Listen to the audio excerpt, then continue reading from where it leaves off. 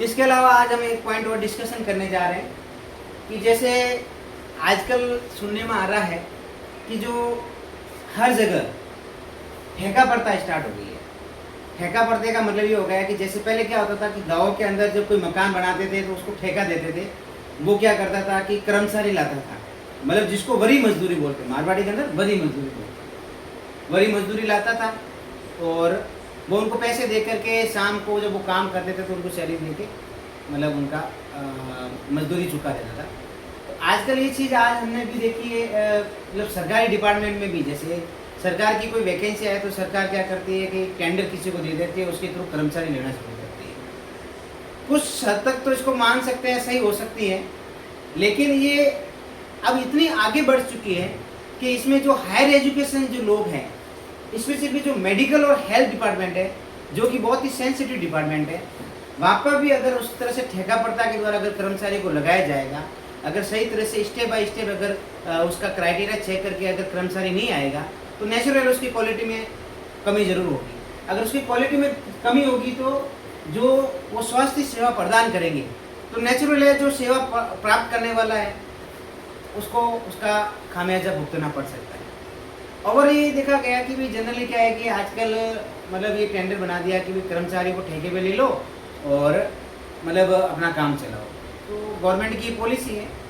काफ़ी कुछ हद तक सही हो सकती है, लेकिन ये एक मेडिकल और हेल्थ डिपार्टमेंट में ये चीज़ें सही नहीं कहा जा सकती,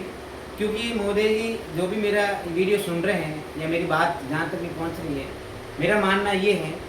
कि अगर आप किसी को टेंडर देते हो कर्मचारी को, सुनने में ये भी आ रहा है कि जो ठेका जो फर्म है जिसको टेंडर दिया गया है वो पैसे लेकर के शायद कर्मचारी लगा रहे हैं। अब उसमें ये नहीं बताया हुआ है कि जो लेने की जो प्रक्रिया है वो क्या होगी। जैसे पहले जब अर्जेंट टेम्परेरी बेसिस पे कर्मचारी लिए जाते थे जनरली मेडिकल कॉलेजों में, तो उसमें क्या होता था कि 10th के मार्कशीट के जो मार्क्स है उसके, 12th में आपके कितने मार्क्स हैं, 12th में आपकी साइंस बायोलॉजी थी, क्या था क्या नहीं था, उसका एडिशनल मार्क्स होता था। फिर आपने आर्ट्स से किया तो उसका क्या मार्क्स रहेगा, या अदर कोई सब्जेक्ट से किया था। उसके बाद में जो लास्ट जो पॉइंट होता था कि ओवरऑल आपकी BSc nursing, GNM, BSc nursing, ये क्राइटेरिया होता था। उसमें आपके कितने परसेंटेज है, जैसे 70 से 80 के बीच में आपको कितना मार्क्स किया जाएगा, 80 से 85 के बीच में कितना मार्क्स किया जाएगा और उसके अबव कितना मार्क्स है, तो उसके अकॉर्डिंग मतलब आपका क्राइटेरिया सेट करके जनरली कैंडिडेट को लिया जाता था। तो उसमें क्वालिटी एश्योरेंस था, उसमें कोई दोहराई नहीं थी क्यों। और दूसरी बात वो पारदर्शिता थी पूरी तरह से, क्योंकि उसकी लिस्ट लगती थी और उसमें बकाया वापस जब इनकी काउंसलिंग हुआ करती थी तो सारे डॉक्यूमेंट भी वेरिफिकेशन होता था, यहाँ तक तो पुलिस वेरिफिकेशन भी लेते थे। तो वो वहाँ तक सही था, वहाँ तक सब कुछ ओके था, वहाँ पे क्वालिटी वाले कर्मचारी भी मिल रहे थे। लेकिन आजकल जो सीधा बाईपास यानी जिसको बोलते हैं सीधा एंट्री वाले जो टेंडर लिया जा रहा है या कर्मचारी लिया जा रहा है, वो बिल्कुल ही सही नहीं है। आई थिंक आप लोग भी समझ गए होंगे कैसे सही नहीं है कि जिनका न तो डिग्री चेक, न तो डिग्री किसी को उजागर पता है, सार्वजनिक की गई है कि इसके कितने परसेंटेज है, क्या कहाँ से किया है क्या नहीं है,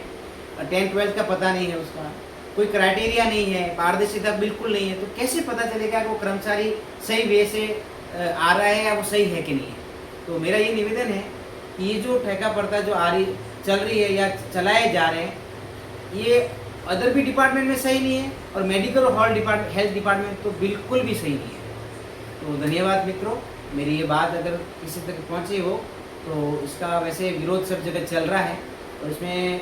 सभी को मेडिकल हेल्थ डिपार्टमेंट वालों का साथ देना चाहिए, जिसमें अपन एमबीबीएस डॉक्टर, आज तो जैसे नर्सिंग कर्मचारी है, टेक्नीशियन है, रेडियोग्राफर है, ओटी टेक्नीशियन है, डायलिसिस टेक्नीशियन है, ईसीजी टेक्नीशियन है और यहाँ तक तो वार्ड बॉय और वो भी ऐसा इन्वॉल्व है। तो इन पे आने वाले टाइम में ऐसा है कि जो एमबीबीएस जो कि पहले कैंडिडेट 12th साइंस बायोलॉजी से पढ़ाई करता है, फिर वो क्रैश कोर्स करता है, बेचारा डिफ़िकल्ट एग्जाम दे करके पीएमटी के थ्रू एमबीबीएस में सिलेक्शन होता है, फिर 5-6 साल की बहुत ही डिफ़िकल्ट पढ़ाई करता है, उसके बाद में भी वो पीजी के लिए और भी बहुत ज़्यादा मेहनत करता है, फिर वो 3 साल का रात दिन मेहनत करके पीजी करता है। तो ये धीरे धीरे ये एक प्रकार की महामारी मान लो, है ना। तो ये अपने पैर पसारती जाएगी, तो धीरे धीरे आज इस मतलब नर्सिंग और पैरामेडिकल डिपार्टमेंट पर आइए तो आने वाले टाइम में ये डॉक्टर लेवल तक भी पहुंच सकती है। तो इसका मुझे लगता है कि नर्सिंग पैरामेडिकल के अलावा सभी को इसका विरोध करना चाहिए और इसमें इसका साथ देना है कि सरकार से निवेदन किया जाए कि सरकार के मतलब जो भी गवर्नमेंट सरकार है कि इसका एक सिस्टम बनाया जाए। अगर आपको कर्मचारी चाहिए भी है तो एक तरीका जो पहले यूटीबी अर्जेंट टेम्परेरी बेसिस पे लिया जाता था, या तो वो लिया जाए या भर्ती की जाए, जो कि सीधी भर्ती या एग्ज़ाम के थ्रू की जाए, तो ओवरऑल क्वालिटी अच्छी रहेगी। और अगर क्वालिटी वाला पर्सन आएगा तो नेचुरली वो अच्छी स्वास्थ्य सेवा दे पाएगा। अच्छी स्वास्थ्य सेवा दे पाएगा तो हर आदमी, हर समाज, हर डिस्ट्रिक्ट, हर राज्य का और हर पूरे देश का जो स्वास्थ्य, जो हेल्थ इंफ्रास्ट्रक्चर है वो स्ट्रांग रहेगा। तो मित्रों धन्यवाद। आज के वीडियो में इतना ही कहना चाहूँगा। और मेरा कोई इसमें कोई राजनीति करने का इशू नहीं था, ये मेरा एक पर्सनल व्यू था जो मैंने बताया है। ये मेरा आप दर्द भी कह सकते हो कि इस तरह के हुआ तो आने वाले पीढ़ी और आने वाले समय में स्वास्थ्य सेवाओं पर क्या इफेक्ट हो सकता है। तो मित्रों धन्यवाद, थैंक यू।